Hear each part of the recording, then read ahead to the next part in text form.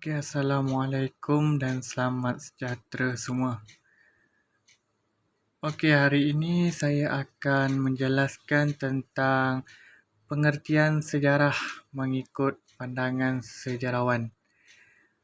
Okey, sebelum ni anda semua telah mengetahui dan belajar tentang takrif sejarah, iaitu topik yang sebelumnya, iaitu topik 1.1.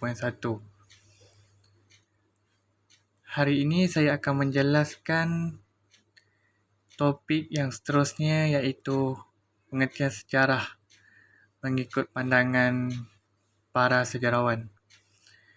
Okey, di sini terdapat 1, 2, 3, 4, 5. Terdapat 5 sejarawan. Yang pertama adalah Herodotus. Yang kedua adalah E.H. Carr. Yang ketiga adalah Ibnu Khaldun. Yang keempat adalah Muhammad Yusuf Ibrahim. Dan yang terakhir adalah Ko Kai Kim. Kelima-lima ini adalah tokoh sejarawan sejarah yang anda perlu tahu dan kenal. Okey, kita lihat sejarawan yang pertama, iaitu Herodotus, yang mana ia menyatakan bahawa sejarah itu adalah suatu penceritaan tentang tindakan manusia yang penting dan mengagumkan serta sebab berlakunya sesuatu peristiwa. Itu adalah apa yang dimaksudkan ataupun dari pandangan Herodotus tentang sejarah. Seterusnya kita beralih kepada tokoh sejarawan yang kedua, iaitu E.H. Carr, yang mana beliau menyatakan bahawa proses interaksi yang berterusan antara sejarawan dengan fakta-faktanya, iaitu suatu dialog yang tidak pernah ada kesudahan antara masa kini dengan masa lampau. Okey, E.H. Carr ni dia menyatakan sejarah ni adalah interaksi yang berterusan antara sejarawan dengan fakta-faktanya, dan ia takkan selesai antara masa kini dengan masa yang lalu. Okey, seterusnya kita beralih kepada Ibnu Khaldun, iaitu tokoh sejarawan Islam yang terkenal.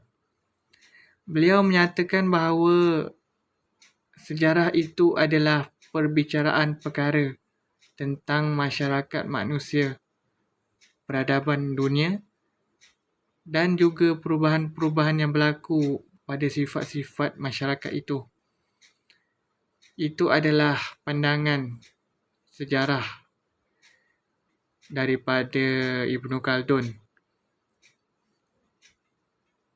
Seterusnya kita beralih kepada Muhammad Yusuf Ibrahim, yang mana beliau menyatakan sejarah ialah masa lalu itu sendiri, yang mana sejarah adalah suatu catatan ataupun rekod tentang sesuatu peristiwa yang telah berlaku pada masa lalu.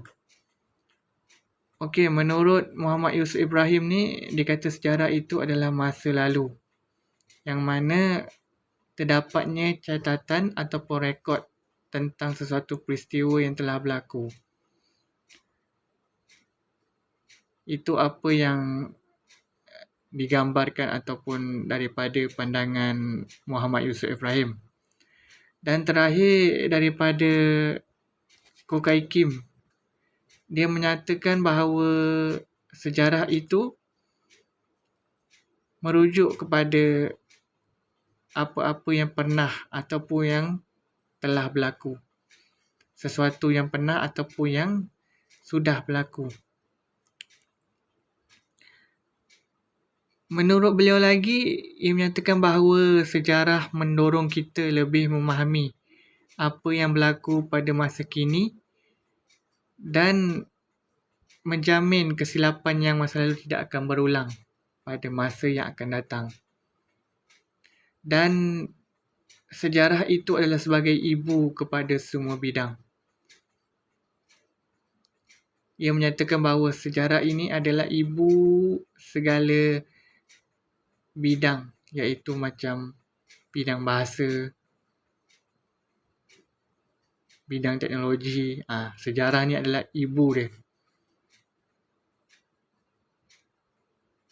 Dan Kokai Kim ni juga dia menyimpulkan bahawa apa yang berlaku pada masa lalu jangan diulang semula, iaitu dari segi kesilapan jangan diulang. Kalau kejayaan mungkin boleh dijadikan sebagai contoh ataupun sebagai panduan. Itu adalah pandangan-pandangan daripada 5 orang tokoh sejarawan dunia yang anda perlu tahu. Okey.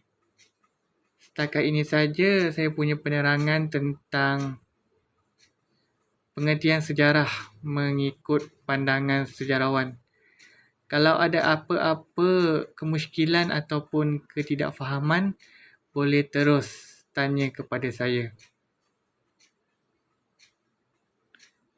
Itu sahaja daripada saya. Assalamualaikum dan selamat sejahtera semua.